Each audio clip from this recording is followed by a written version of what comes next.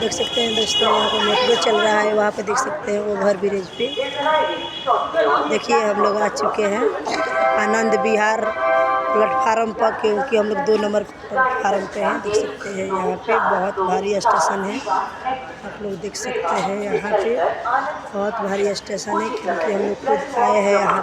देखिए कोई झूठ या और कोई दिखावा नहीं हो रहा है। देख सकते हैं हम लोग प्लेटफार्म पर ही आए हैं 2 नंबर, क्योंकि हम लोग आनंद विहार आ चुके हैं। देख सकते हैं यहाँ पे।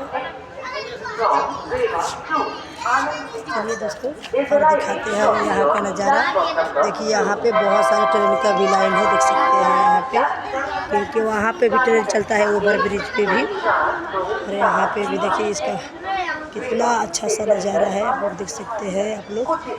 वहाँ पे भी देखिए यहाँ पे हम लोग कहाँ आए हैं, और अच्छी लगी तो जरूर बताना। अच्छी